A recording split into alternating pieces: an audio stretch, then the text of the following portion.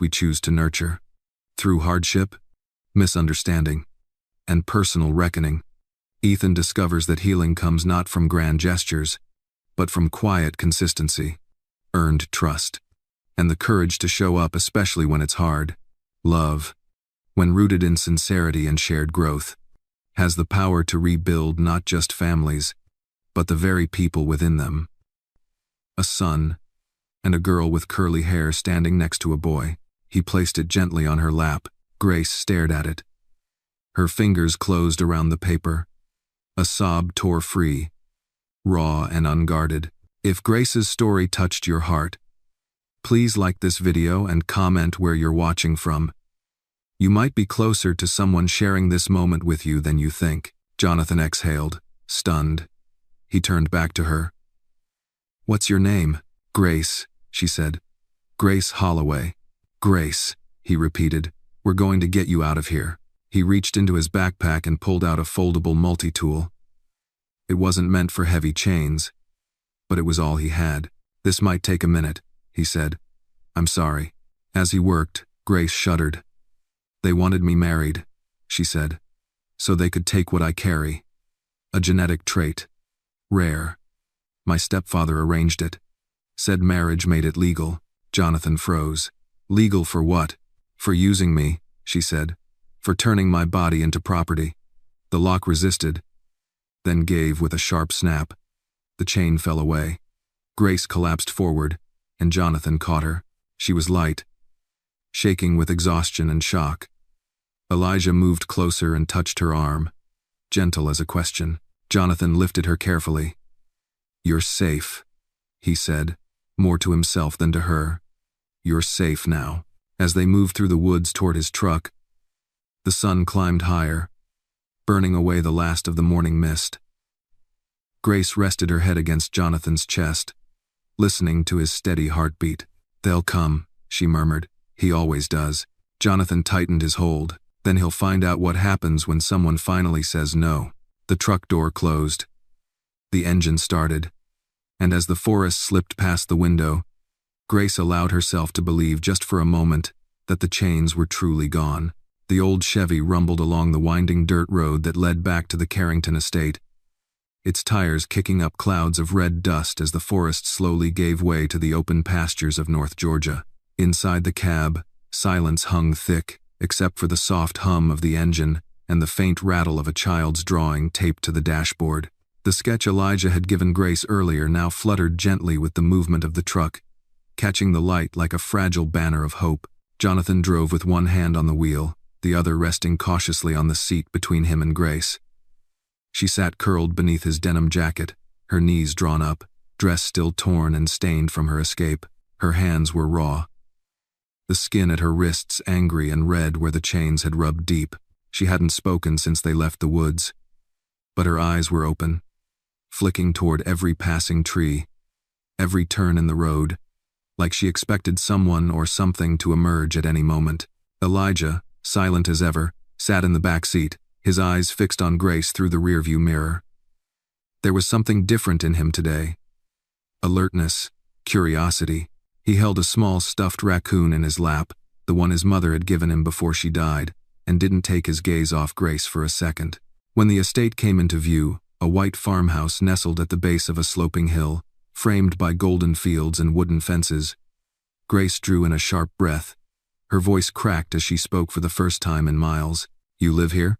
Jonathan nodded. "For about 8 years now. After my wife passed, I left the city. Needed quiet.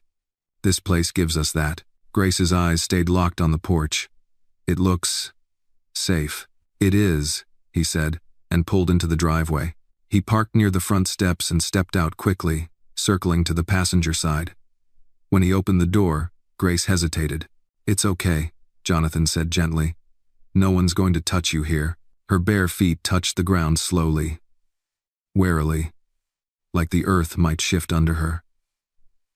Elijah came around the truck and stood beside her. Without a word, he reached for her hand. Grace looked down, startled. Her lip trembled. She took his hand. Jonathan led them inside.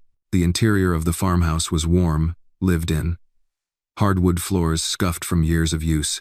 shelves filled with old books and small clay sculptures Elijah had made in therapy. The kitchen smelled faintly of cinnamon and coffee, a scent Grace hadn't realized she missed until it hit her like a memory from another life. Jonathan brought her to the living room, guiding her to the worn leather couch. "Sit. I'll get the first aid kit."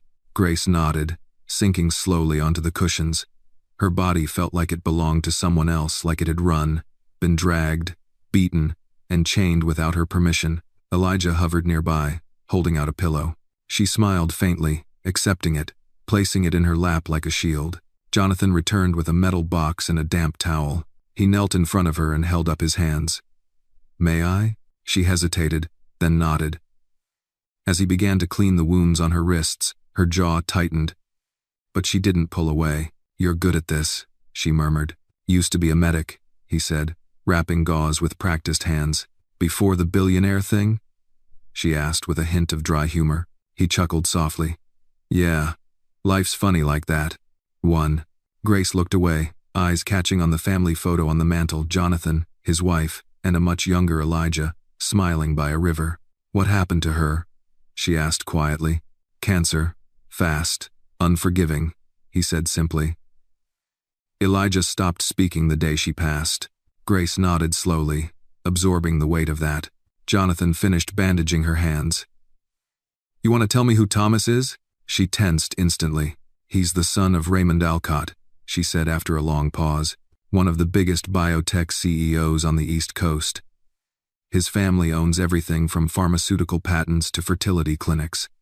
My mother was a housekeeper for them. When she died, I stayed on as staff until they realized I carried a genetic marker they'd been hunting for." "What kind of marker?" "An immunity strand. Resistance to viral and autoimmune breakdowns. Rare, priceless to the right lab.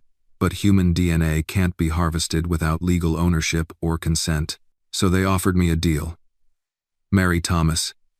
It would make everything legal. Binding. Transferable." Jonathan's stomach churned. "That's not a marriage.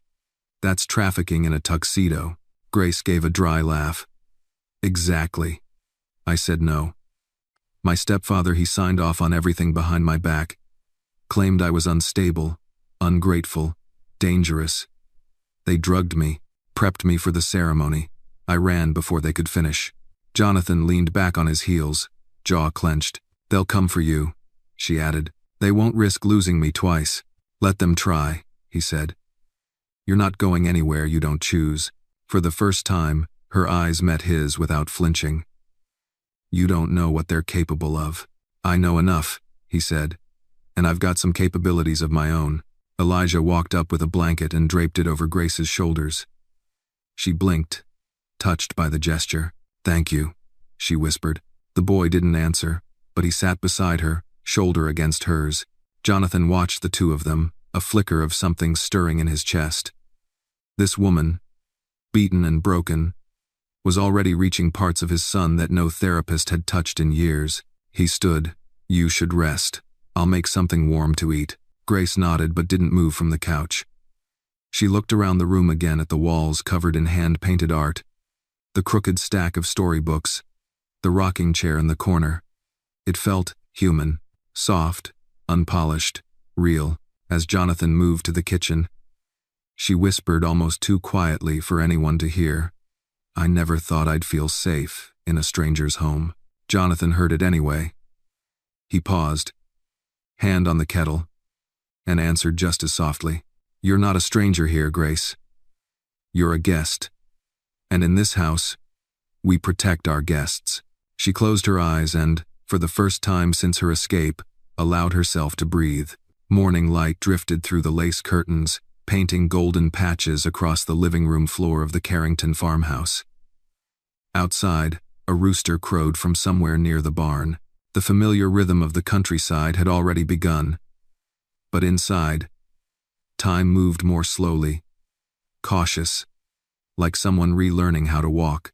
Grace sat motionless on the couch, swaddled in a soft blanket that still carried Elijah's scent. Her wedding dress, torn and stained with pine needles, had been replaced by one of Jonathan's old flannel shirts and a pair of drawstring sweatpants, too long for her legs. She hadn't asked for them. They had simply appeared on the armrest beside her some time after she'd fallen asleep. She hadn't slept more than a few hours, haunted by flashes of Thomas's face, the clink of the chains, the sound of her own voice begging. But what woke her fully was something else. A crayon. It was balanced delicately on the edge of the coffee table, next to the drawing Elijah had given her the day before, the one of the tree, the sun, and the girl with the curly hair. A second drawing had been added, this one showing the girl standing beside a house, with a dog, a porch, and a swing. In the corner, a figure with a round head and messy hair held a balloon. Elijah. Grace stared at it, her fingers brushing the crayon. Her throat tightened. A door creaked. Jonathan stepped into the room, barefoot, holding 2 mugs of coffee. "You're up," he said, voice low and easy. "Didn't want to wake you."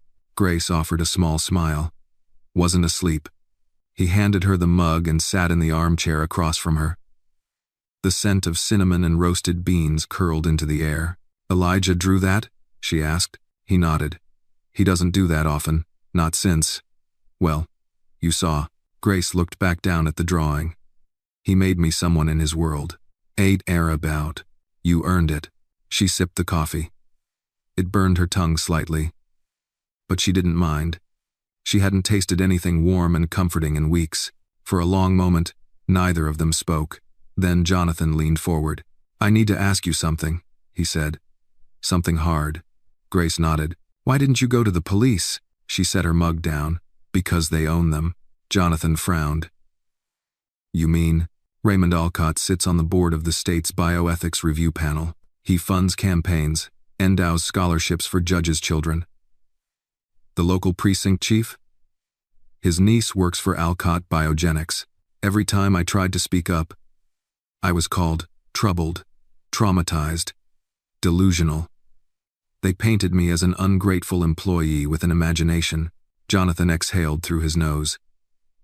"So they shut every door. Except the altar." Her voice went tight. "That one stayed open, and the chains." He leaned back, gripping the arms of the chair. "That's going to change." Redder. She looked up at him sharply. "You don't know what you're saying." "I know exactly what I'm saying." "No," she said. "You don't.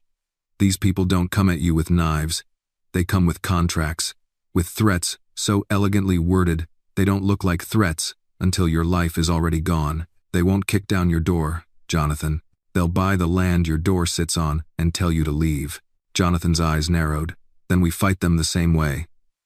With strategy. With proof. But we don't run." Grace's jaw tightened.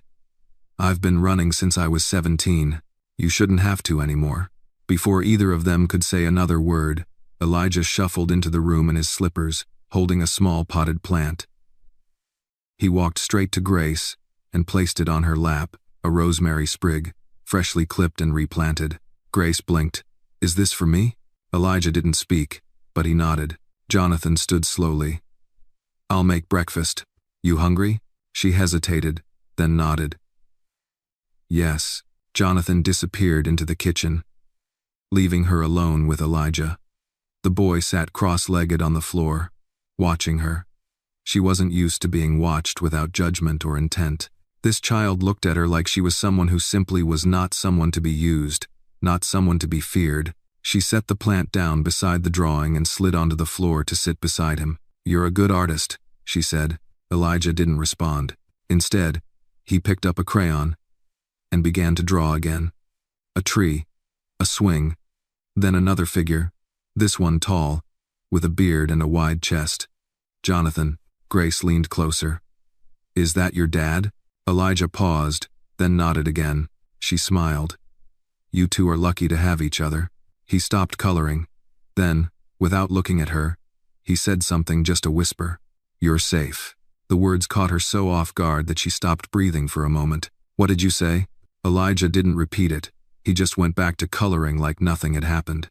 Jonathan returned minutes later with scrambled eggs, toast, and slices of apple on a wooden tray. Grace stared at the food like it might vanish. "Not fancy," he said, "but it's real." She reached for a slice of toast. Her fingers still trembled. She took a bite and closed her eyes. Jonathan watched her for a moment, then said, "I've called in someone. A friend. She's a lawyer. One of the best. Evelyn Pierce." Grace stiffened. "I told you, she doesn't work for them. She works against them. You can't trust lawyers. You can trust Evelyn." Grace didn't answer. She chewed slowly, processing. She's seen what people like Alcott do.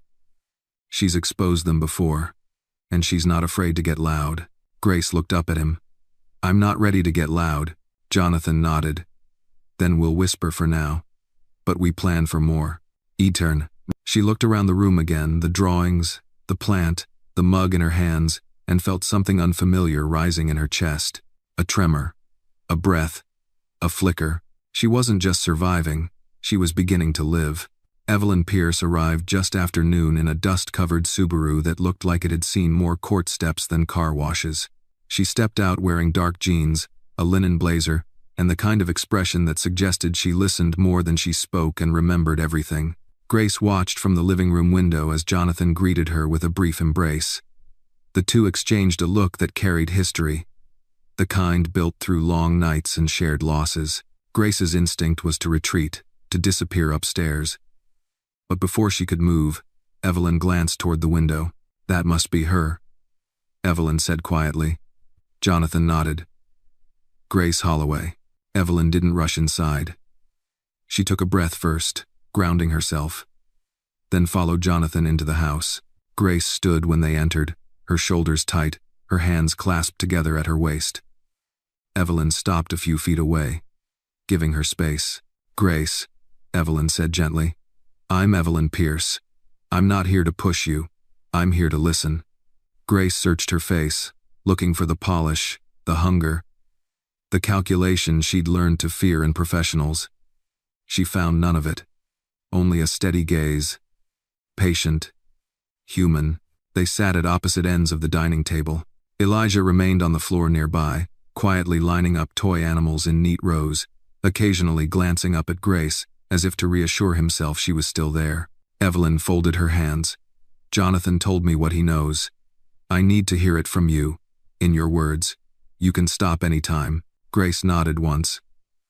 Her voice was low when she began. "My mother was a housekeeper for the Alcott family for 22 years. She cleaned labs she wasn't supposed to enter, rooms she wasn't supposed to notice. When she got sick, they told her it was stress." Grace's fingers tightened. "She died 6 months later. No autopsy. No questions answered."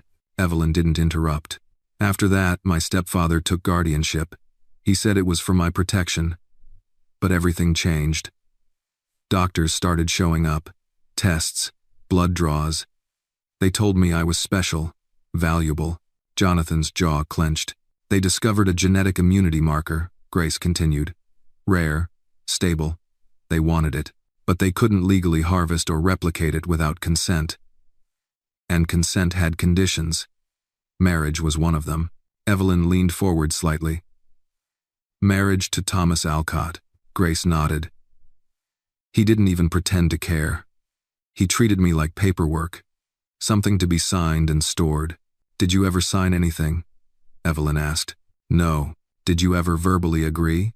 "No." Evelyn exhaled slowly. "That matters." Grace gave a bitter smile. "It didn't stop them." "Anyway." Evelyn's voice softened. "Grace, what they did to you wasn't just abuse. It was coercion. Human trafficking. Under the cover of biomedical law." Grace flinched at the word trafficking. Jonathan spoke up. "What are her options?" Evelyn didn't answer immediately. She turned back to Grace. "Before I tell you anything, I need to ask you something important. Are you willing to be seen?" Grace looked away. "What does that mean?" "It means this doesn't stay quiet. It means eventually, your name may surface, your face, your story." Grace's chest tightened. Images flashed through her mind, Thomas's smile, the chains, the altar.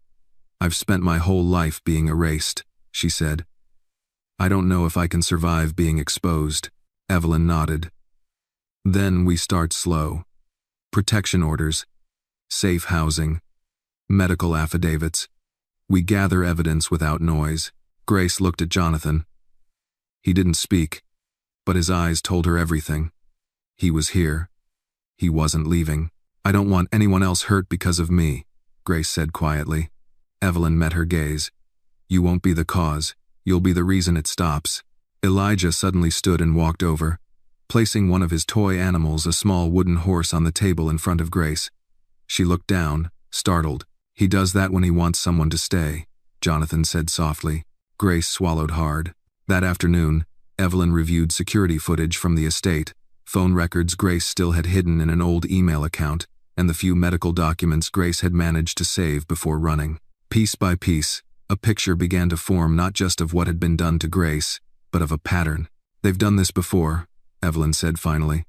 "Not marriage, exactly, but control, silence, threats." Grace felt a chill run through her. "How many? I don't know yet," Evelyn replied. "But I will." As evening settled in, Jonathan grilled chicken on the back porch, while Evelyn took a call outside.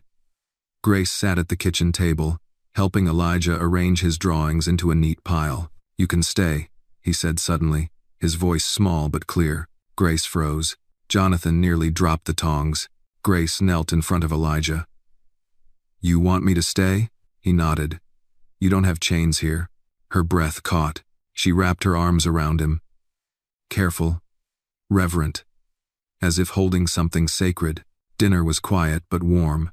Laughter surfaced once soft, surprised when Elijah spilled his milk and Jonathan pretended the table had sprung a leak. Later that night, as Grace stood at the guest bedroom window, watching the stars blink awake over the fields, she felt the weight of silence lifting, not gone, but lighter. For the first time, she wasn't alone with it. Behind her, Jonathan paused in the doorway.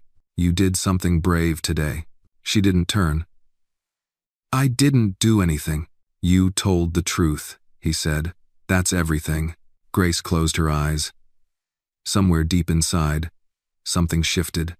Not trust. Not yet, but possibility. It rained the next morning.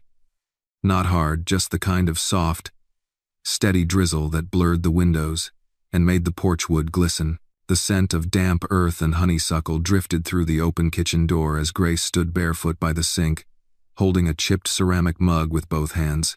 She hadn't heard rain in weeks. Not real rain.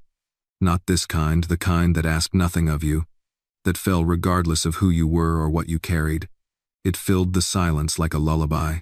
In the living room, Elijah was curled on the floor with a jigsaw puzzle spread before him. He didn't look up when Grace passed by, but he shifted slightly, leaving room for her beside him.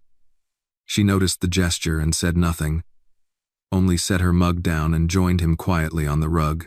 The puzzle was halfway done, a landscape with a red barn, rolling green hills, and a big oak tree in the corner. One of the corner pieces sat in Elijah's hand. He turned it slowly, examining the edges, but didn't place it. Grace watched him. "That goes here," she said softly, pointing to the lower left. Elijah didn't move. Instead, he handed it to her. Her fingers brushed his as she took it, and she felt the warmth in that smallest of exchanges. She placed the piece, and something clicked, not just in the puzzle, but in her chest. Later, she helped Jonathan make breakfast: scrambled eggs, toast with blackberry jam, and crisp bacon. He watched with quiet surprise as she moved through the kitchen, like she'd been there for years. "You cook?" he asked, raising an eyebrow. "I used to," she said, "before my hands were always bandaged." He didn't ask more. They ate at the small round table under the window. Rain tapped gently on the glass. Jonathan passed the butter without being asked. Elijah hummed a soft tune under his breath. Grace felt the strangeness of it all, a table where no one looked at her like a transaction, where her silence wasn't a threat, where even her breath was allowed to be soft. Mid-morning, Evelyn returned with folders under her arm and storm in her eyes. "They're looking for her," she said without preamble. Jonathan stood. "Who?" "Thomas. And his father. They've filed a missing person report and leaked it to the media. They're painting her as mentally unstable. A runaway bride with a history of emotional issues." Grace's hands clenched on the edge of the table. "They're setting the narrative," Evelyn said, tossing a folder onto the table. "Before we can tell the truth, they're telling their version. We have to move faster." Jonathan glanced at Grace. "Are you up for this?" Grace didn't answer at first. Then, what do they know about me now? Evelyn sat down. Not much. The footage from the forest is grainy. They haven't made a public accusation. But the private pressure is building. They've contacted 3 hospitals, 2 law enforcement departments, and at least 1 judge. They want her, declared incompetent, Jonathan muttered. Or dangerous. They want ownership, Grace corrected. Elijah, sitting quietly, slid a crayon drawing across the table toward her. It showed a tree, the same oak from his other drawings, but this time, it was split down the middle, one side blooming, the other side bare. In the middle stood a girl holding a key. Grace touched it. He sees more than people think. Jonathan nodded. Always has. With Tester, Evelyn pulled out a photo from her file, a blurry image of Thomas Alcott in a tuxedo, standing outside a luxury car, talking to someone off-frame. He's moving fast, she said. He's scheduled to speak at a gala tomorrow. If he announces your disappearance there, we'll lose public narrative. Grace's voice was quiet but certain. Then I need to speak first. Jonathan turned to her. You sure? No, she admitted. But I'm tired of everyone else telling my story. Evelyn leaned forward. If you go public, there's no going back. Your name, your face, they'll be everywhere. I'm not hiding anymore, Grace said. Not behind veils or contracts or silence. She stood, her legs still ached, her ribs twinged when she moved too fast. But she stood straighter than she had since the chains were cut. Let's do it, she said. Let's show them who I really am. That afternoon, Evelyn arranged a confidential interview with a local journalist, someone she trusted. The woman, in her 50s, arrived with a tape recorder and tired eyes. She listened more than she spoke. When Grace told her everything about her mother, the tests, the pressure to marry Thomas, the night in the forest, she didn't blink. They won't like this, the journalist said. I know, Grace replied. Good, the woman said. That means it matters. By evening, Grace sat on the porch with Jonathan, wrapped in a wool blanket as the sun burned gold across the fields. Elijah was inside drawing again. The house smelled of rosemary and garlic. Rain had stopped, but the air still held the aftertaste of thunder. You know, Jonathan said, this house was supposed to be just a quiet place. A retreat. I never thought it would become something more. Grace looked at him. It's the first place I've ever felt human. He didn't speak, but he reached across and took her hand. She didn't pull away. Inside, Elijah called out, his voice clear and urgent. Grace! Ara! They stood quickly and rushed inside. He pointed to the TV. A news anchor was speaking over B-roll footage of Thomas Alcott stepping onto a red carpet. Sources say the biotech heir may address the rumors of his cancelled wedding and the sudden disappearance of the bride. A grainy photo of Grace flashed on screen. Jonathan grabbed the remote and muted the volume. Grace stared at the screen. I guess it starts now, she said. Grace hadn't worn makeup in over a year, not since the night of her mother's funeral, when she smeared cheap drugstore foundation over red-rimmed eyes, trying to look collected in front of people who only wanted to see her broken. Since then, she had avoided mirrors, cameras, and anything that reflected the version of her the Alcotts tried to sculpt. But now, as Evelyn brushed a soft powder across her cheekbones, Grace sat still. Not frozen like prey. Still like someone preparing for war. The guest bedroom had been turned into a makeshift studio. Jonathan had cleared space and rigged up soft lighting, using old photography lamps and a blanket to filter the glare. A tripod stood ready. A laptop was open, waiting to stream the interview live. It doesn't have to be perfect, Evelyn said, adjusting the collar of Grace's shirt.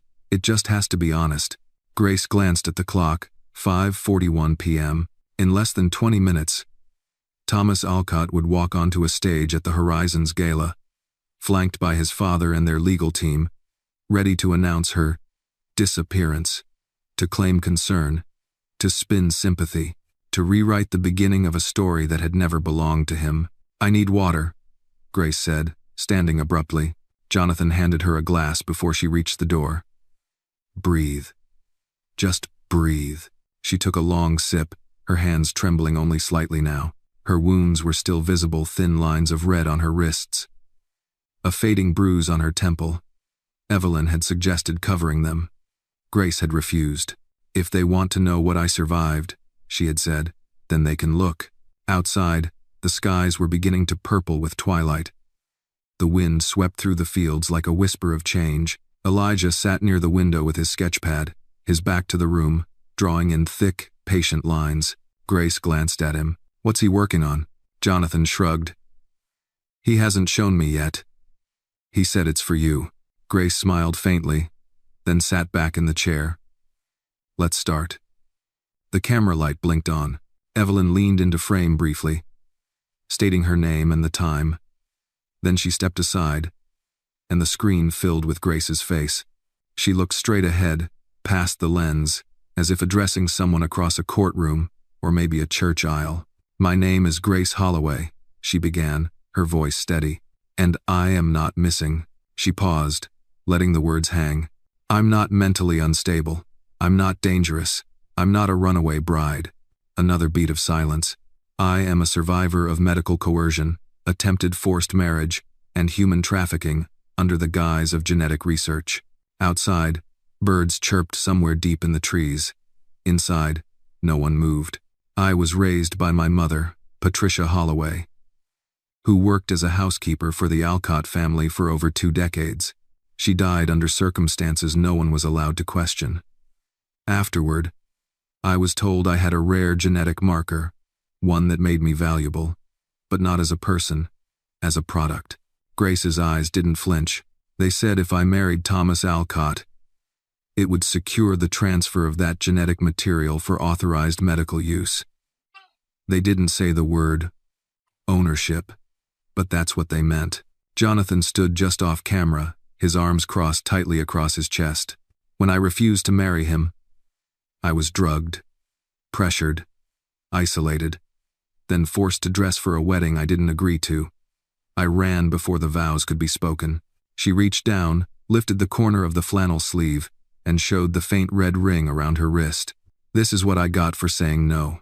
Evelyn, behind the laptop, was already receiving live comments. Reporters, viewers, lawyers. Her phone buzzed every 10 seconds. Grace didn't waver. "I am not the first person this has happened to, but I intend to be the last who stays silent about it." She leaned in slightly. "My name is Grace Holloway. I survived because someone listened, because a boy who doesn't speak gave me his trust, because a man who owed me nothing chose to help." She looked off camera just for a breath, toward Jonathan, then back. "If you see me, hear me." The camera shut off. There was a beat of stunned silence.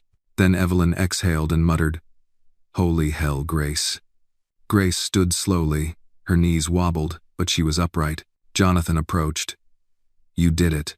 "I said it," she corrected. "Doing it comes next." Just then, Elijah appeared at her side and held up his newest drawing. It showed Grace standing beneath a tree. The chains were broken at her feet. Behind her stood a house with a porch light glowing, and beside her a boy holding a balloon, and a man with a beard.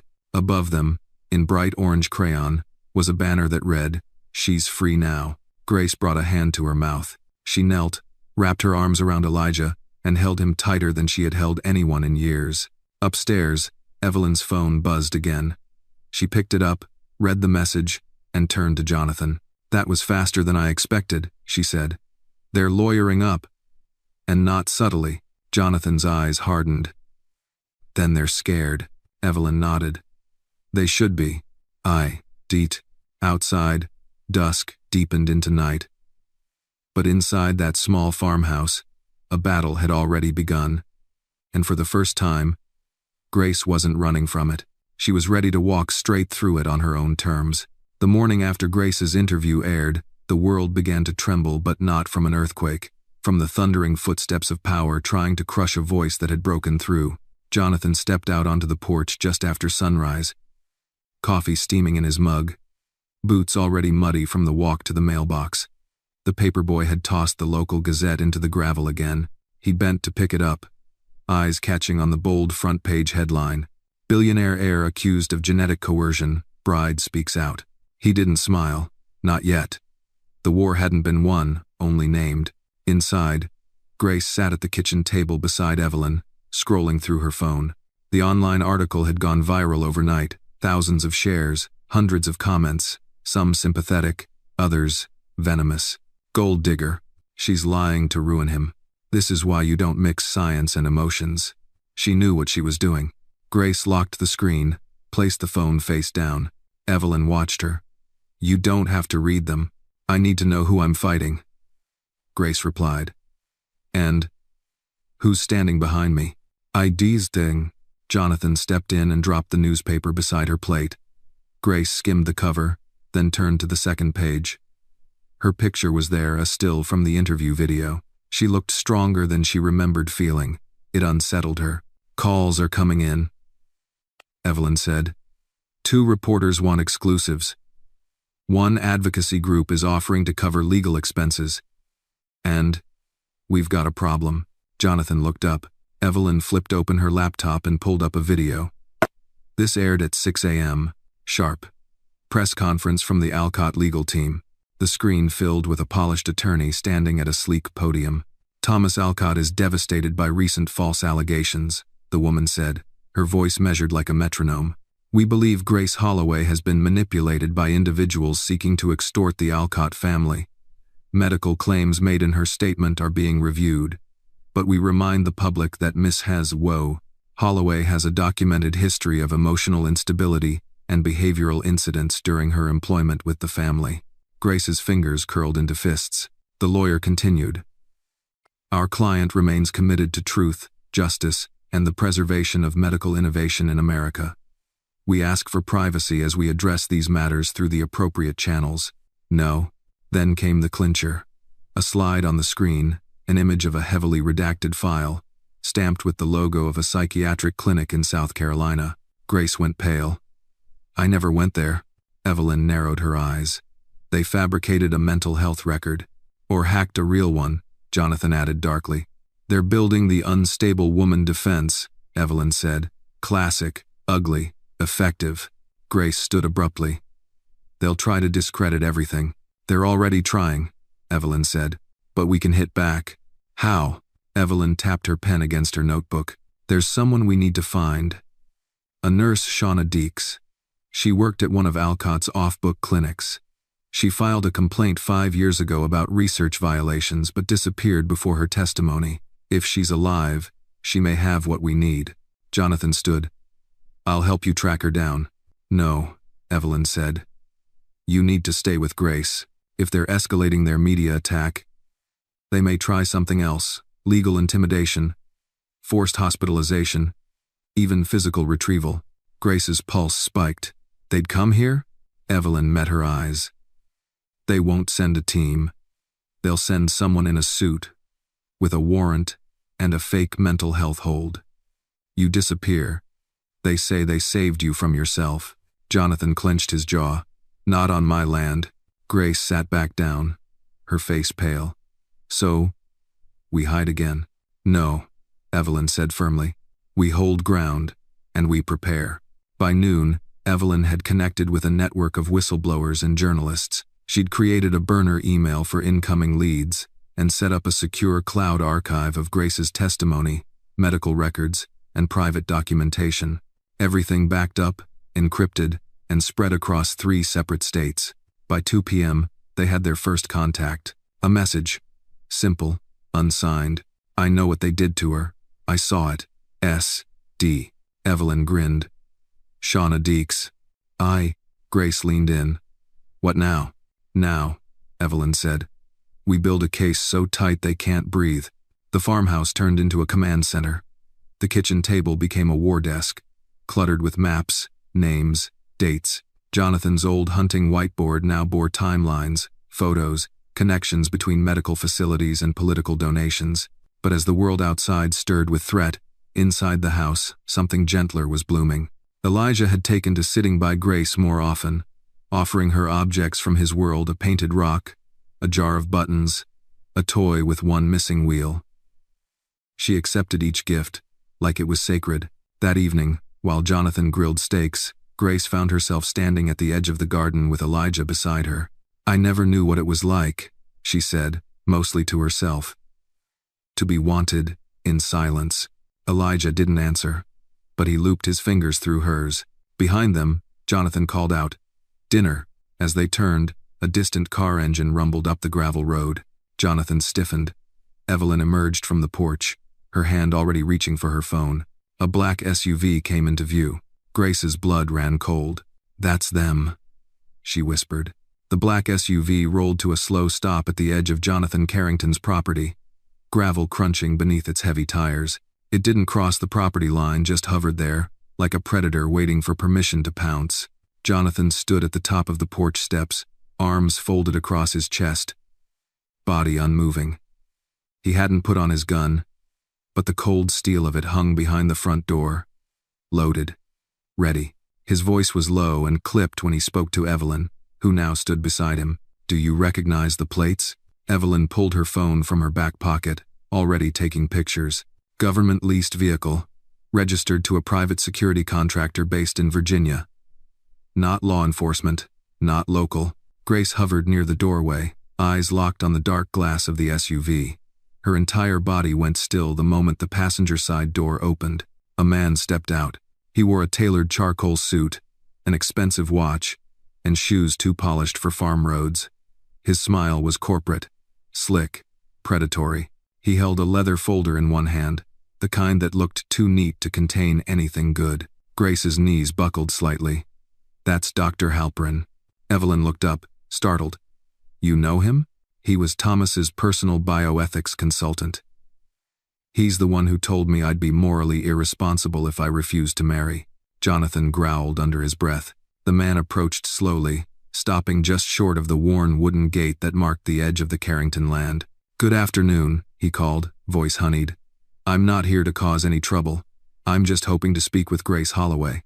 Jonathan didn't move. "You've got no right to be here." Dr. Halperin lifted the folder. "Actually, I do. This is a judicial notice issued under the Temporary Mental Health Evaluation Act. We have reason to believe Miss Holloway is in a state of mental distress and may pose a danger to herself or others." Grace gasped. Evelyn stepped forward, voice sharp. "That's a civil code abuse. She is lucid, coherent, and currently under voluntary legal representation." Halperin smiled as if she hadn't spoken. "I'm sure we can resolve this peacefully."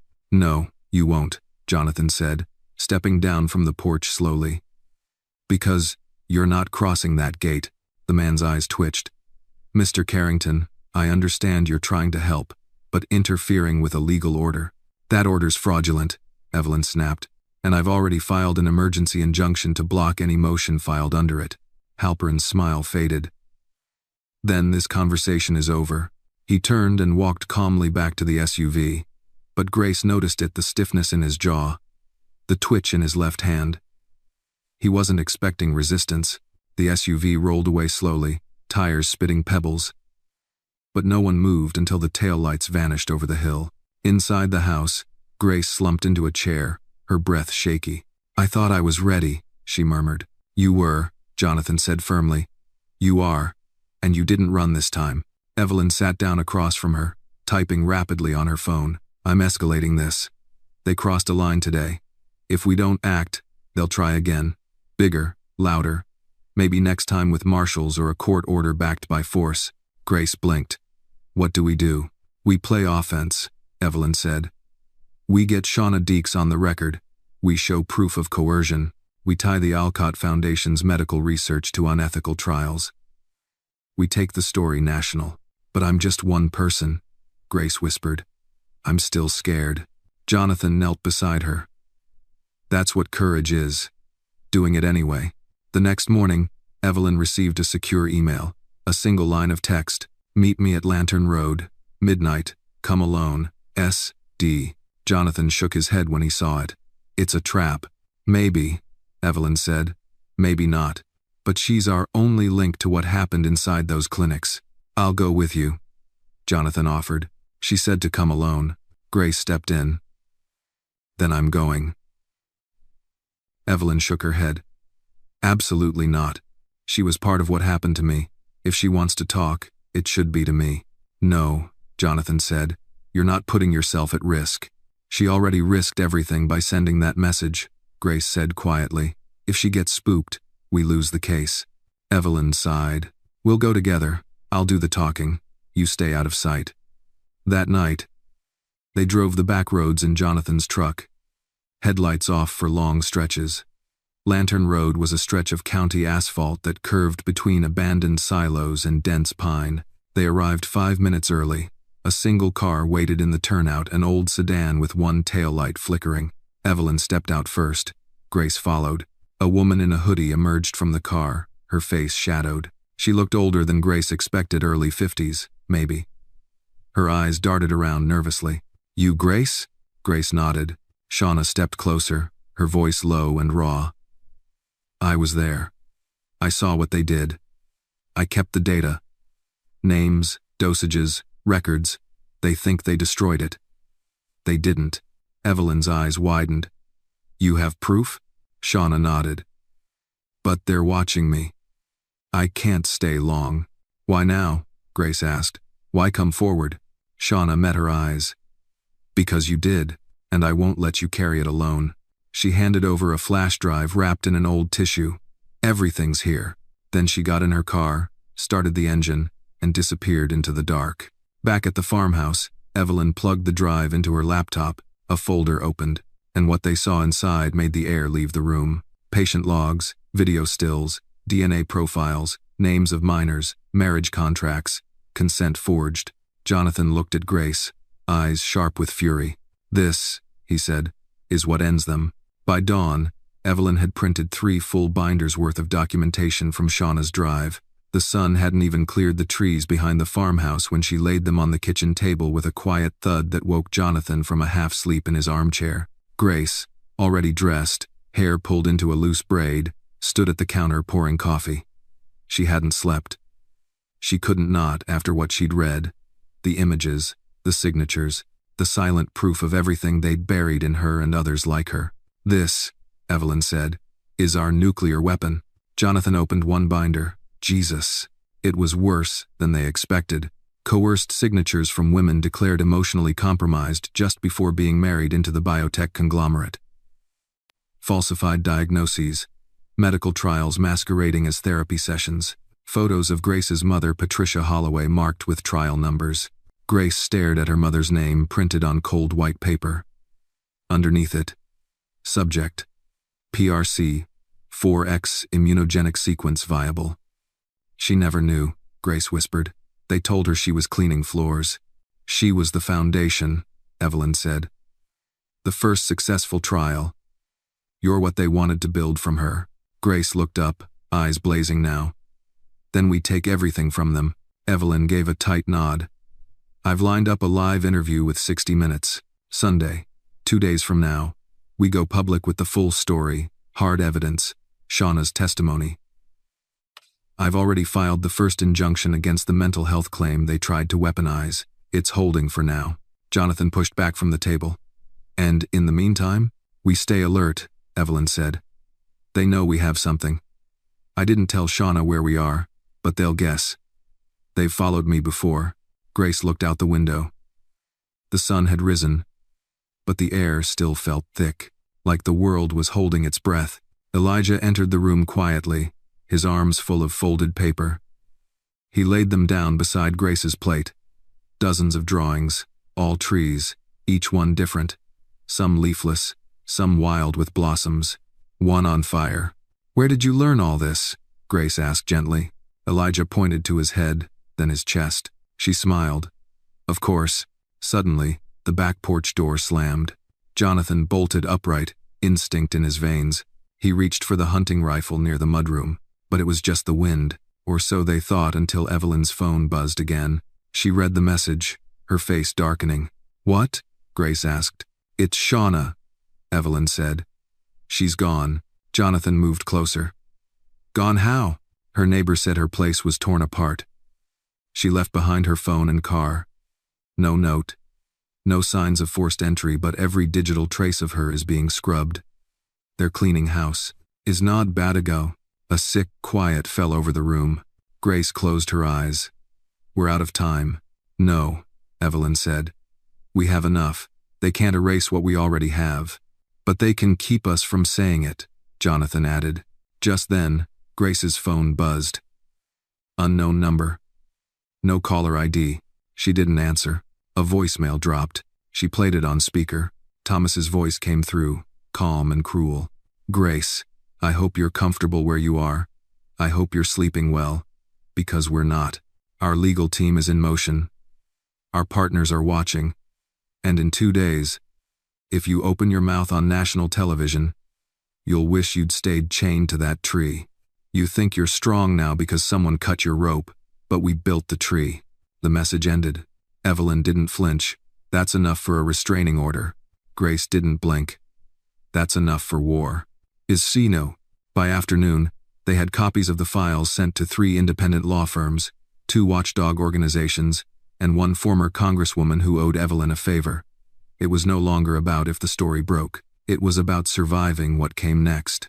That evening, Grace stood alone in the backyard, looking out over the fields. The breeze carried the scent of pine and smoke, someone in the distance burning leaves. She didn't cry. She hadn't since the interview, but her eyes burned. Not from grief anymore. From rage held steady.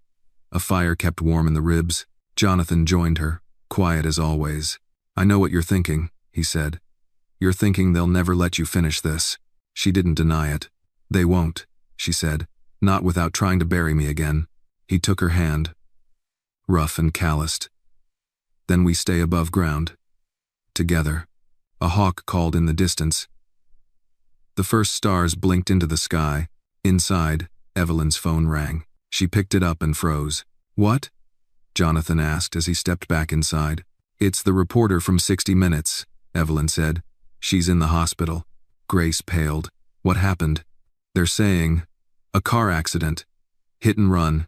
No cameras, no witnesses. Silence. And then Evelyn added, softly, they're not just silencing witnesses now. They're silencing platforms. Grace didn't sleep that night. None of them did. The farmhouse that had once felt like a sanctuary was now heavy with the scent of tension, burnt coffee, old paper, sweat laced with adrenaline.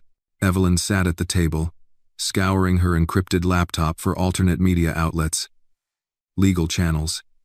Safety contacts.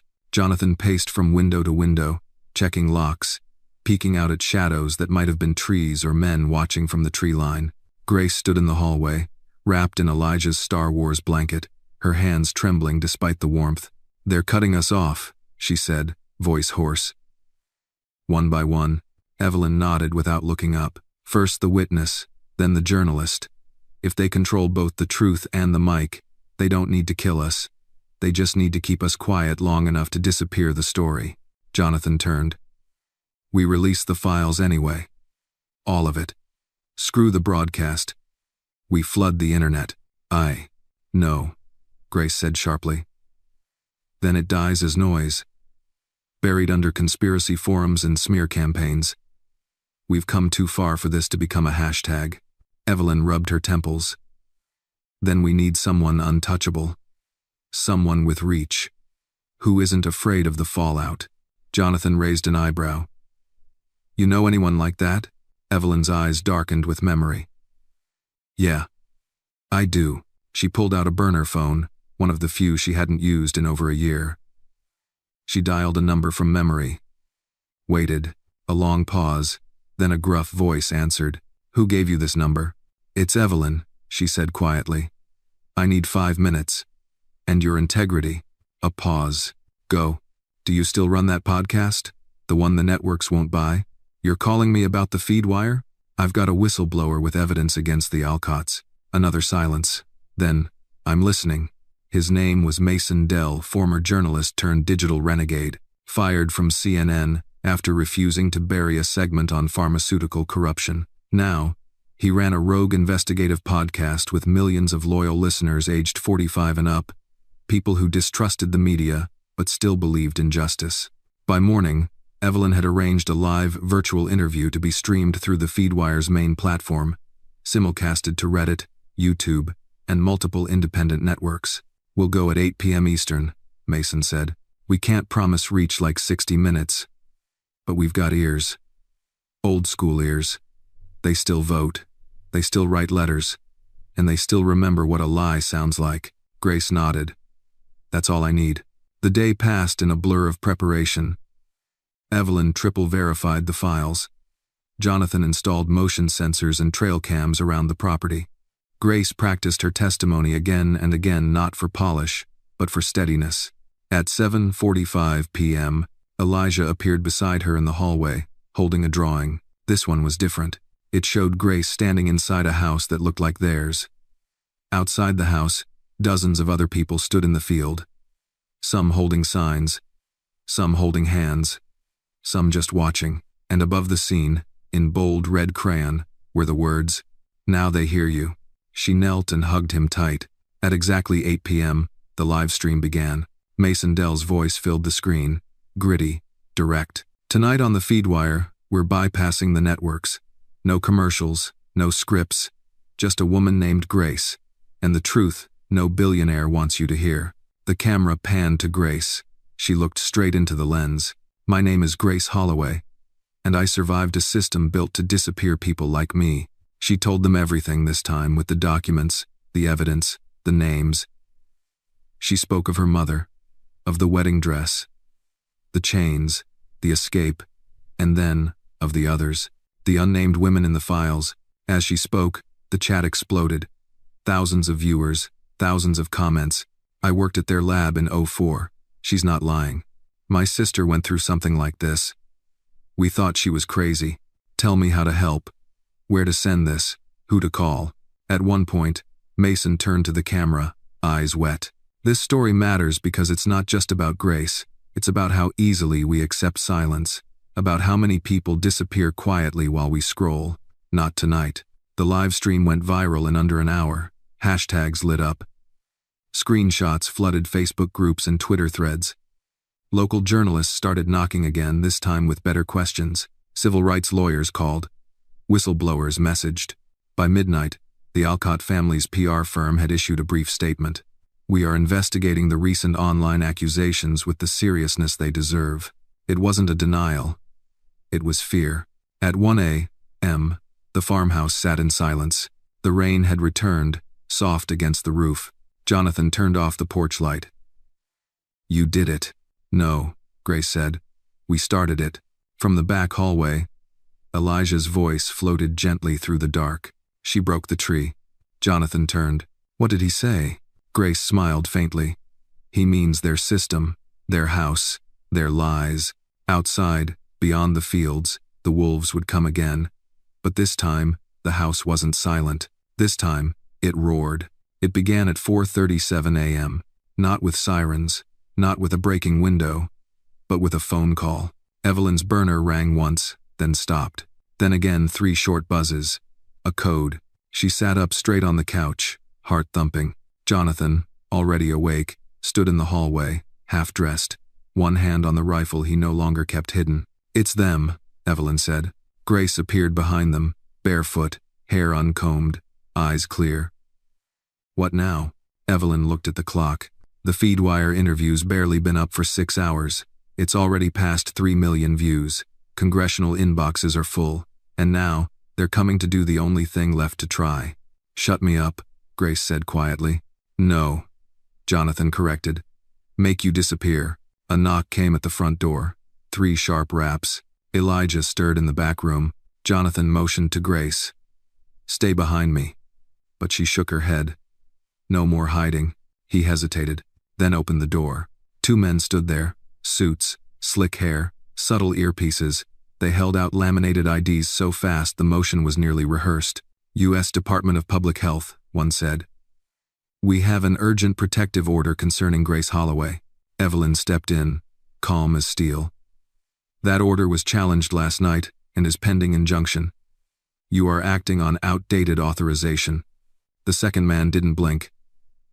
The status of the injunction hasn't cleared. As of now, we have jurisdiction. You're not coming in, Jonathan said flatly. From behind them, Grace spoke, voice firm. If you touch 1 foot on this property without a federal officer and a signed warrant, I'll scream so loud this entire valley will wake up. I'll call every media contact I have on speed dial, and I'll live stream it. The men stiffened. "You're making a mistake, Miss Holloway." She stepped forward, light pouring from the hall behind her, casting her in silhouette. "No," she said. "You did. When you bet, I'd stay quiet." They exchanged a glance, then turned and left. No words. Just the sound of gravel crunching beneath their polished shoes. The door closed. Evelyn exhaled. "They're testing the fence. Seeing where it bends." "We don't bend," Jonathan said. Grace was already at the table, opening her laptop. "Then we hit them harder." By noon, national coverage had taken hold. CNN picked up the story, citing the FeedWire's explosive interview and Evelyn's legal filings. MSNBC ran a panel segment. Hashtags trended: number Grace Holloway, number marriage as cover, number biotech scandal. People who hadn't cared 2 days ago were now asking questions. And beneath it all, the documents from Shauna's drive were being picked apart by medical watchdogs and ethics boards. Grace sat at the kitchen table, fielding requests. One by one, advocacy groups asked to republish her words. Survivors messaged her. A senator's office emailed Evelyn asking for a private statement. Her voice was no longer confined to farmhouse walls. And yet, in the background, a silence lingered. No comment from the Alcotts, no press conference, no lawsuits filed. Evelyn tapped her pen anxiously. "They're holding. Strategizing." Jonathan nodded, waiting for the heat to die down. "It won't," Grace said. Just then, the landline rang. They all turned. Only a handful of people had the number. Jonathan answered. "Carrington Farm." A voice crackled, raspy, old, cautious. "I don't want to say my name, but I worked at their first clinic, the one in Georgia. I was there when they moved the bodies." Jonathan's throat tightened. "Who is this?" "I have photos, logs, hidden in a safety deposit box under a false name. I don't want money, I want peace." Jonathan signaled Evelyn to start recording. The voice continued. "I watched girls walk in with names and leave with numbers. I thought they were just test subjects, but now I know." Then the line cut out. Evelyn stared at the phone. "They're unraveling from the inside," Grace whispered. "Then we keep pulling thread." That night, as they gathered for dinner, something changed. Elijah, who had been silent for most of the day, walked up to Grace holding another drawing. This one showed a courthouse. Tall, white pillars. Above it, in thick crayon, "She wins." Grace looked at him, tears brimming. "You think so?" He nodded once. Jonathan reached out, placing a firm, steady hand on her shoulder. "You're not just surviving anymore," he said. "You're making history." Outside, the wind picked up. A storm was coming. But inside, the house was bright, alive. And this time, Grace wasn't afraid of the storm. She was becoming it. The storm arrived just after midnight, slamming against the farmhouse with a vengeance. The windows rattled in their frames, wind howled through the chimney like an angry ghost, and thunder cracked so loud it made Elijah sit bolt upright in bed, eyes wide and alert. Grace was already awake. She sat at the foot of her bed, staring at her open laptop. On the screen was the latest email from Evelyn. A direct subpoena request from the Senate Oversight Committee. They wanted her in D.C. in 72 hours. She pressed her fingers to her temples, trying to breathe. It wasn't fear, at least not the old kind. It was something else now. The weight of what came after survival. Outside her door, she heard creaking floorboards. "Jonathan." She opened the door before he could knock. "You saw the storm too?" she asked. He gave her a half smile. "Storms don't wake me. Subpoenas do." She stepped aside, and he walked in, glancing at the laptop. "You ready for this?" he asked. "I don't know," she admitted. "Do you think they'll listen?" "I think they'll have to." Inez. He sat in the old rocking chair near the window, the one that had belonged to his father. Rain beat against the panes in furious sheets. "Did you ever testify before Congress?" she asked. Jonathan gave a short laugh. "Once, after a farming subsidy scandal in '94. I wore a borrowed suit and said 3 sentences. Grace smiled faintly. "That's more than most people ever say." He leaned forward. "You're not going there to beg for justice. You're going to remind them it still matters." "With Dad too?" She didn't answer, just stared at the screen, her mother's name still visible in the subpoena's attachments. I'm scared of what comes after, she whispered. If I say it all, and nothing changes. If the noise fades, and the Alcotts buy their silence again. Jonathan's voice was quiet but steady. That's not your burden. You were never meant to carry the weight of fixing the world. Just the courage to speak when it matters. A long silence passed between them. Then a sudden, sharp knock echoed through the house. Both stood. Elijah appeared in the hallway, blanket in hand. He pointed toward the back door. Jonathan motioned for Grace to stay behind him as he approached. Flipping on the porch light, a man stood there soaked to the bone, out of breath, his arms shaking. I saw the interview, he gasped. They're moving the files. Tonight, they're burning them. Jonathan stepped onto the porch. Who are you? I was one of their transport drivers, the man said, hands raised. They called it shipment disposal. But it's documents. Photos. Backups. Grace appeared beside Jonathan. Where? Upstate New York. An old warehouse. No signage, but I have the location. They don't know I'm here. He pulled a water-streaked envelope from his jacket. Inside, a hand-drawn map and a GPS coordinate. Evelyn appeared behind them, phone already in hand. I can get pressed to that site in 3 hours if we leave now. Grace looked at the map, then at Jonathan, then at the storm. I'll go, she said. Jonathan frowned. Absolutely not. But she was already grabbing her jacket. This is the evidence they'll destroy before Congress can ever see it.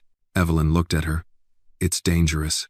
I was chained to a tree in a wedding dress, Grace said. I've done dangerous.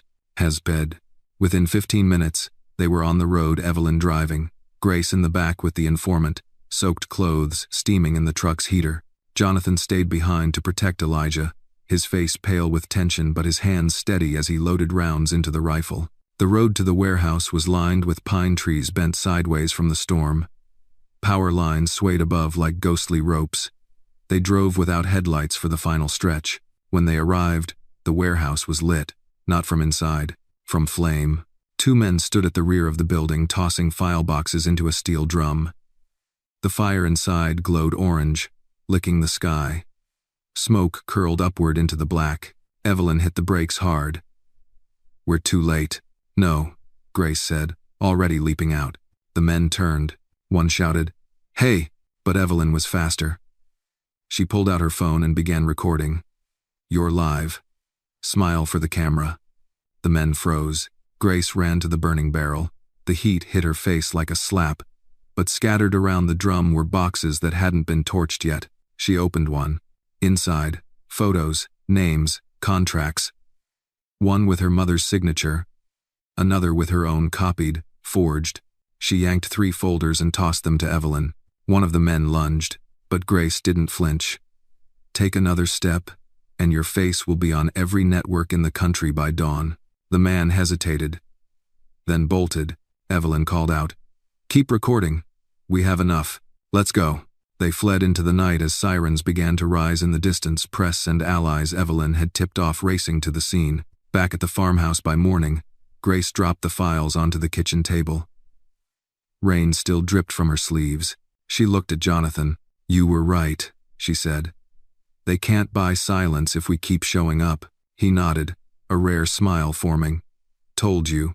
Storms don't ask permission." 219.5 Dells. The evidence retrieved from the warehouse was front-page news by morning. Photographs of the fire.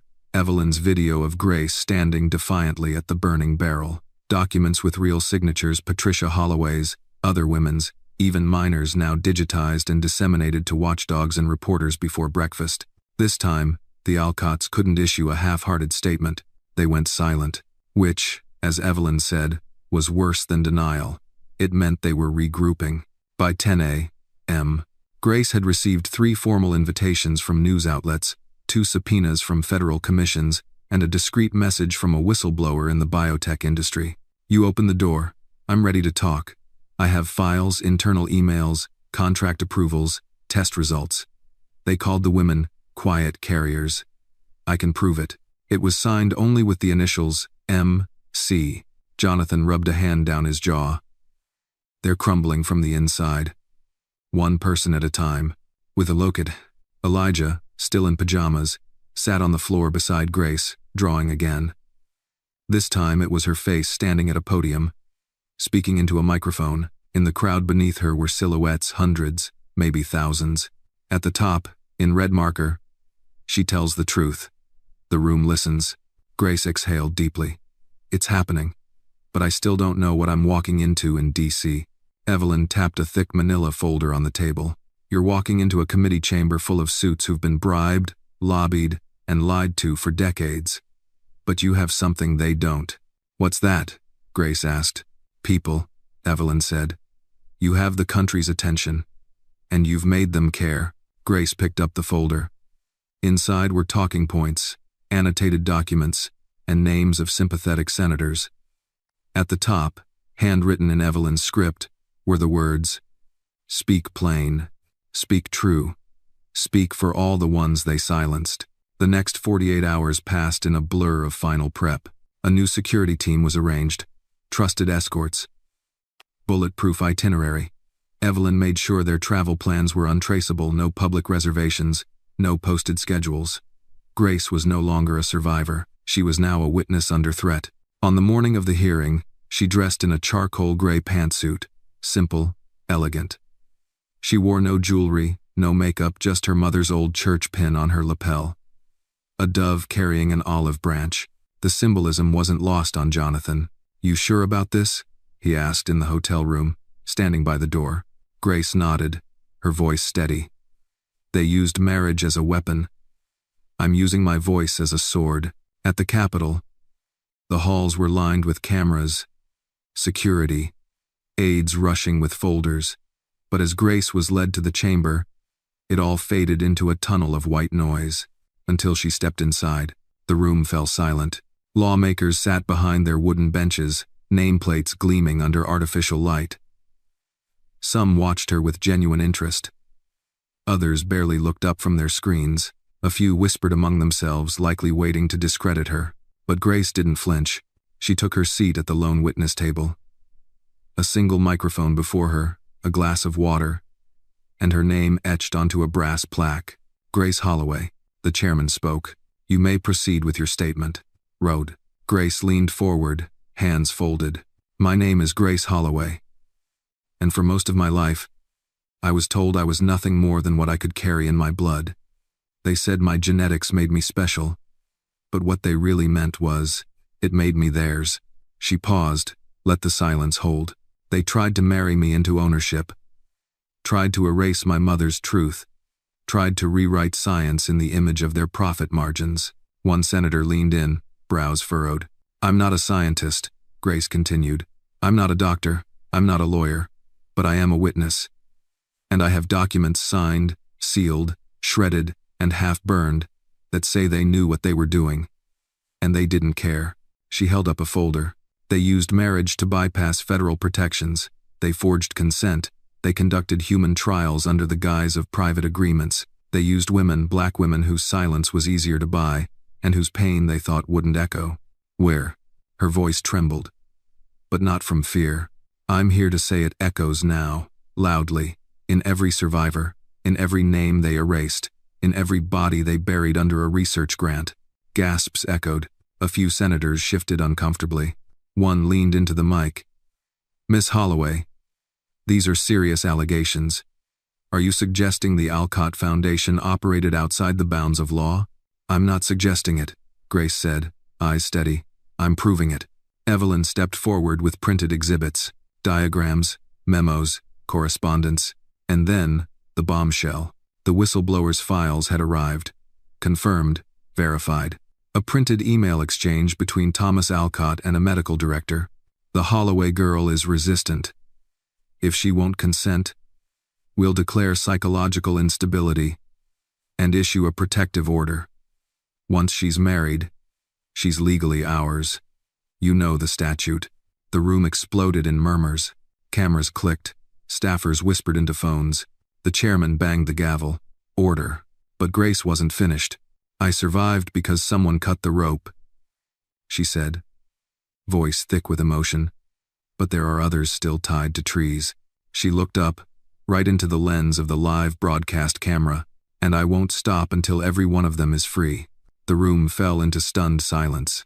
And then quietly one senator began to clap, then another, then the room filled with it. Not thunderous, not explosive, but steady, measured, like justice, waking up. The hearing concluded with a tension so thick, Grace felt it cling to her skin even as she stepped into the hallway. Cameras flashed. Reporters shouted her name. But for the first time, she didn't flinch. She didn't run. She simply stood there in front of America unbowed. Evelyn emerged behind her, voice low but triumphant. We cracked them open. Jonathan was waiting outside, leaning against the black SUV, arms crossed. He had watched the entire broadcast from a cafe across the street. One headphone in, the other ear tuned to the world. She didn't just crack them, he said, as Grace approached. She sent a warning shot through the whole damn industry. Back in the hotel room, they reviewed the aftershocks.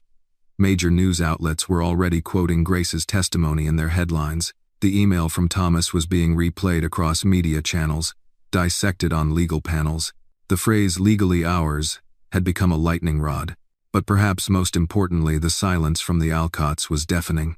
No press statement, no lawsuit, not even a tweet. And in today's world, Evelyn noted, silence was evidence. They don't know what to say, she muttered, flipping between browser tabs, because anything they say can now be subpoenaed, dissected, and used against them. A new message pinged in Evelyn's encrypted inbox. She opened it slowly. From the Department of Justice. Subject: Alcott Foundation investigation, criminal inquiry initiated. She smiled. It's happening, she whispered. They're finally being investigated. Grace, seated on the edge of the bed, stared out the window. Down below, across D.C.'s noisy grid of streets, protesters had begun to gather. Some carried signs, some just stood silently, holding her photo. Jonathan walked over and handed her a piece of paper. You got mail. It was a handwritten letter from a woman named Lillian York, a former lab nurse. It read, I watched your testimony. I used to work in the clinical trial division in Atlanta. We were told the women signed everything willingly. We never saw their faces, just vials, numbers. But one night I found a folder with your mother's name. I knew then we weren't helping people. We were collecting them. Grace folded the letter gently. Evelyn, she said, her voice hoarse, we need to talk to her. She's already on my list. Evelyn replied. But she's old. Scared. You gave her something yesterday. Though courage. Jonathan turned on the television. A newscast was running a live segment titled, Whistleblower Breaks Open, Bioethics Scandal. A graphic showed a timeline of the Alcott Foundation's clinical research programs going back 30 years. Highlighted were 5 known facilities, all located in impoverished or heavily black counties. Another buzz came from Grace's phone, a video message, from a girl no older than 16, tear-streaked, eyes wide, voice trembling. My mom was part of their trials. She died last year. They said it was lupus complications, but she always told me they did something to me. I saw your video. I think I'm like you. Grace pressed her hand over her mouth. There it was again, the echo. Evelyn sat beside her. You're not just a witness now, Grace. You're a movement. But the more the truth spread, the more dangerous it became. That night, as they settled in for sleep, security alerted them. A break-in attempt at the whistleblower law office handling Shauna's files. Nothing was stolen, but the message was clear. The Alcotts were still watching, still waiting, still desperate. Jonathan tightened the locks, checked the cameras, and sat in a chair by the window. Rifle within reach. Sleepless. A sentinel in the shadows. I don't like that they've gone quiet, he murmured. Evelyn agreed. They're preparing something. Maybe a smear campaign. Maybe worse. Grace lay in bed, eyes open in the dark. What if they win anyway? She whispered. Jonathan didn't hesitate. Then we make sure they pay for every inch they take. But it wasn't just up to them anymore. The story had grown bigger than one woman. It belonged to the country now. And in that moment, with the Capitol lights glowing beyond the curtains and the soft hum of an awakening nation in her ears, Grace understood something vital. They couldn't kill the truth. They could only try. And they were running out of time. The next morning, Grace woke to chaos. Evelyn's phone had blown up overnight. Dozens of missed calls. Messages from journalists, law offices, even former Alcott employees too afraid to speak publicly.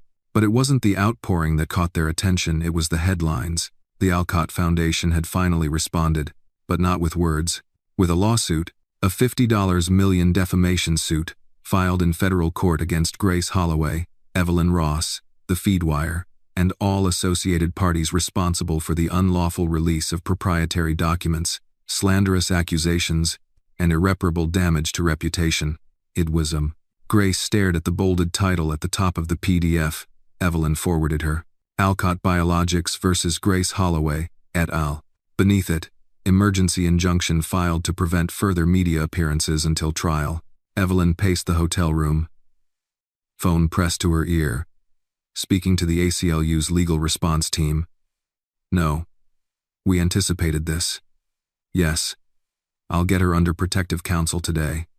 But we will not be silenced.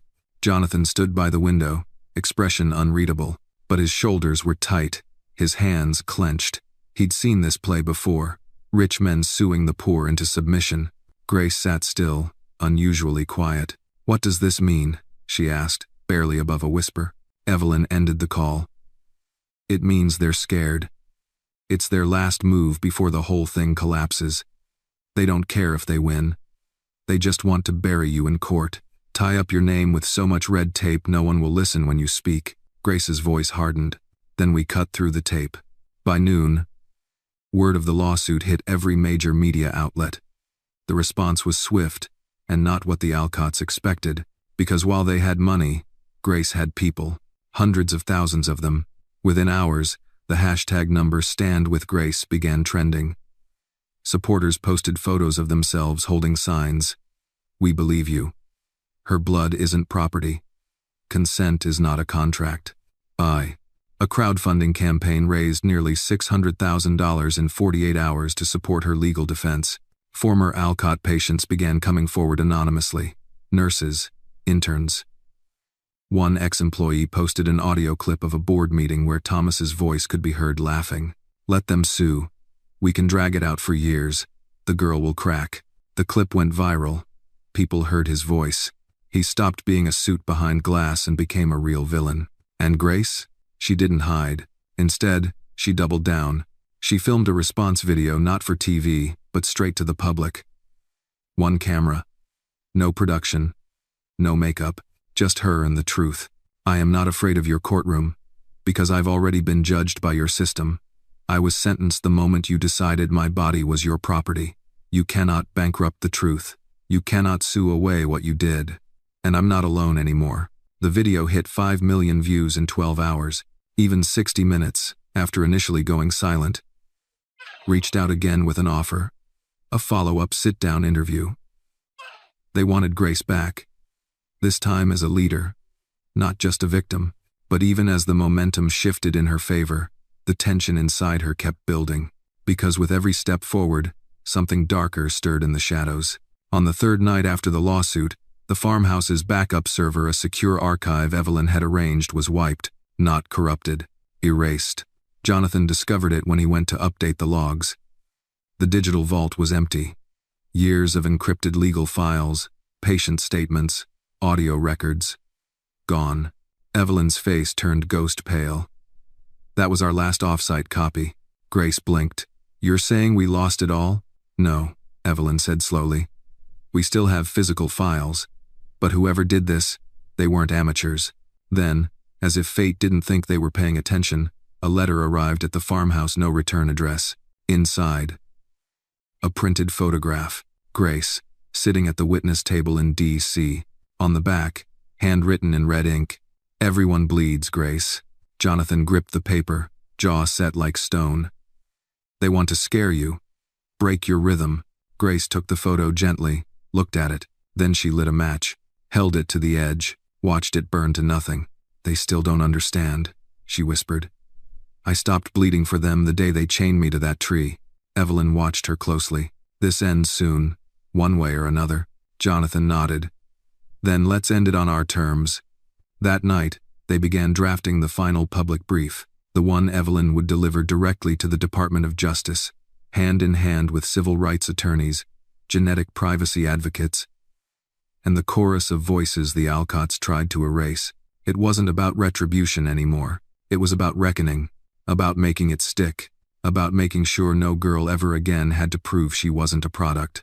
The storm outside was rising again, but inside Grace, something else rose higher. Not just rage, not just resolve, but something sharper, sharper than chains, sharper than lawsuits, clarity. Grace sat alone on the farmhouse porch, dawn breaking over the fields in muted golds and grays. The storm had passed, but the sky still held the bruised colors of unrest. Her fingers rested lightly on a thick manila envelope, the final DOJ brief Evelyn had spent all night assembling. Inside it, everything, not just legal filings, but stories, testimonies, names of the forgotten, evidence that Grace had bled for, had almost died for, and today she would deliver it. I used to think names didn't mean much, she whispered to herself, but now I know. They weigh more than bone. She felt the floorboards creak behind her. Jonathan. He stepped outside with 2 steaming mugs, coffee, one black, one with too much creamer, just how she liked it. "You're up early," he said, offering her the mug. "I never really slept." He sat beside her in the rocker, his rifle resting just inside the door behind them. Always near, always ready. "You're not alone today," he said. "I know," she replied, but her voice betrayed the truth. This felt lonelier than anything she had done. "This is the part they don't show," she continued after a moment. "Not the speeches, not the interviews, just the silence, the doubt, the feeling that no matter what happens in that DOJ building, a part of me will still be chained to that damn tree." Jonathan stared out over the fields. "I think the chains are still there," he said softly. "But now they're on them." She turned to him. "You ever hear about the old tree in Montgomery?" he asked. "They say it was used during the protests. Activists would chain themselves to it, not to be prisoners, but to say, 'I'm not moving.'" She nodded slowly. "I'm not moving," she echoed. At 9 a.m., sharp, the black SUV pulled up the gravel path. Inside were 2 civil rights lawyers, both seasoned veterans of courtroom wars. One had taken on big tobacco. The other had brought down a police department over racially motivated abuse cases. Now, they would walk into the DOJ with Grace Holloway. As the car pulled away, Elijah ran alongside, barefoot in the dew-soaked grass. He held up another crayon drawing, pressed against the glass window. It showed Grace in front of a building with tall steps. Behind her were 1,000 smaller faces. Above her, words scrawled in Elijah's uneven print. "They hear us now." Grace's eyes burned, but she didn't cry. Not today. The DOJ building was colder than she expected. Marble floors. Echoes everywhere. Long hallways lined with portraits of men who'd shaped the law, some honorable, some not. As they entered the briefing chamber, an assistant offered her a seat. Lawyers and investigators filtered in, clipboards in hand, eyes cautious but curious. These were people who'd read the file. They knew the stakes, and they knew this wasn't just another whistleblower crying foul. This was a reckoning. Evelyn stood beside Grace as she placed the envelope down on the table.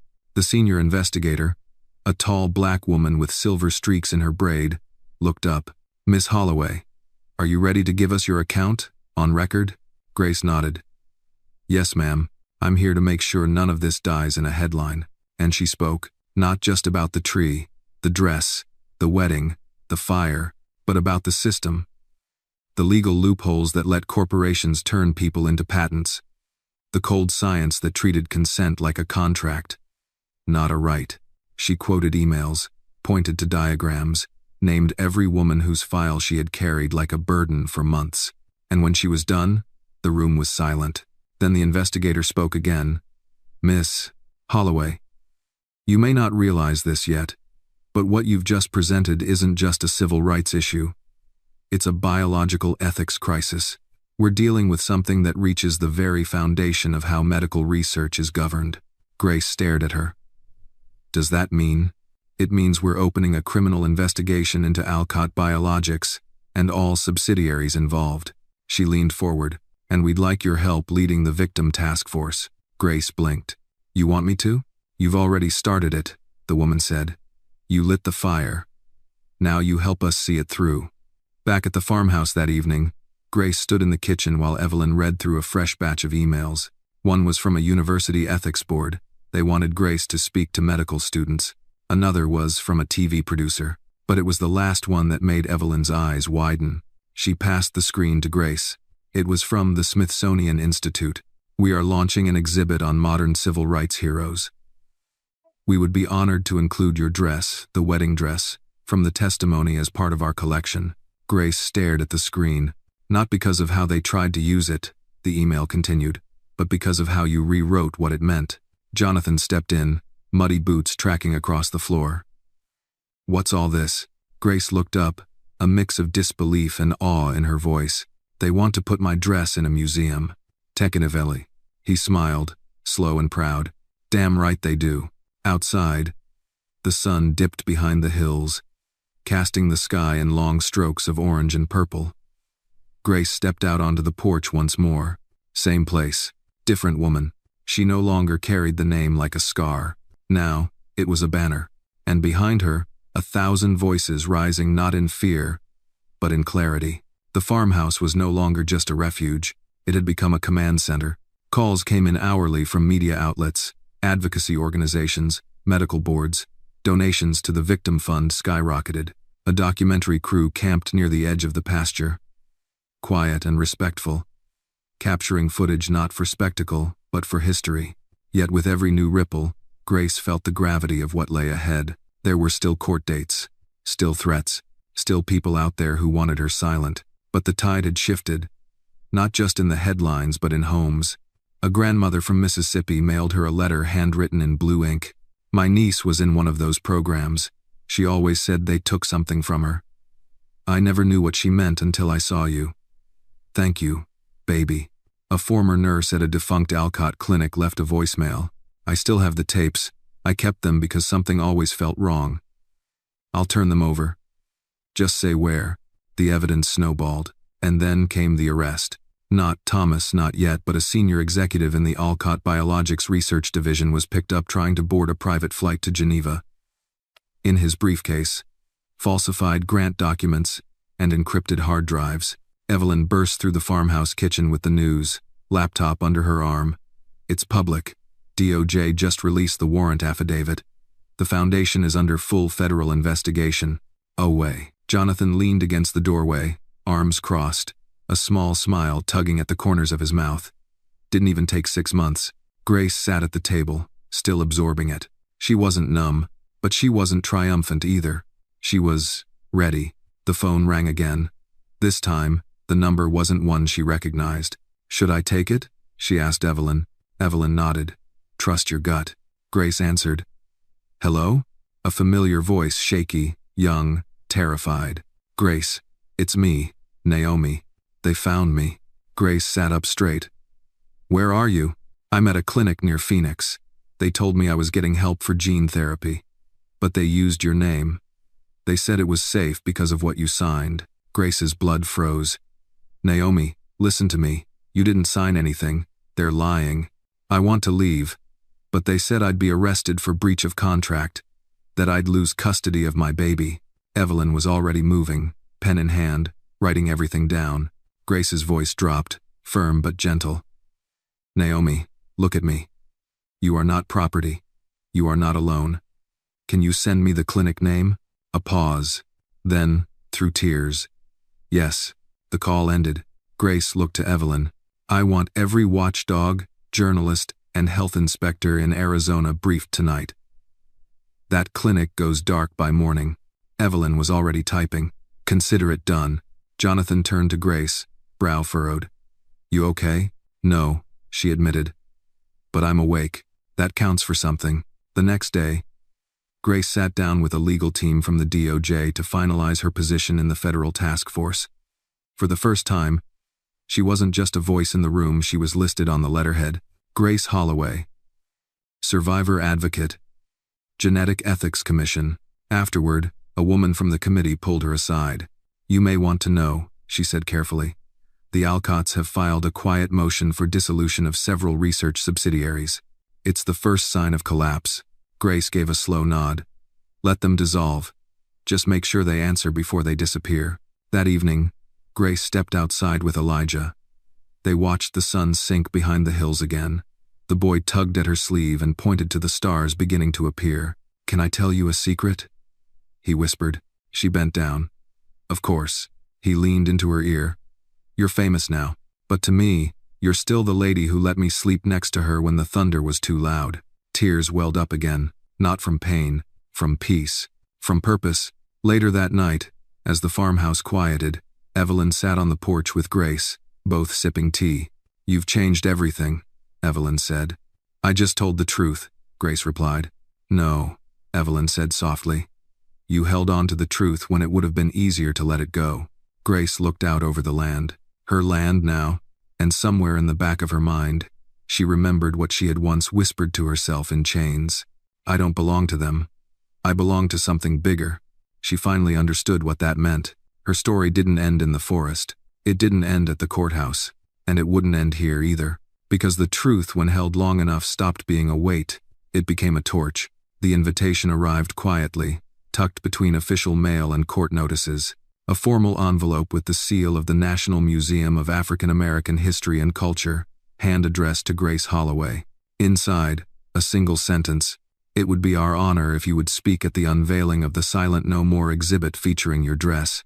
She held the paper like something sacred, not because of what it said, but because of what it meant, that someone, somewhere, had declared, "Your story is worthy of being remembered." That night, she stood before her mirror, holding the wedding dress for the last time. Cleaned, pressed, protected. But it would never be a symbol of matrimony again. It was resistance now, and it belonged to everyone who had been silenced.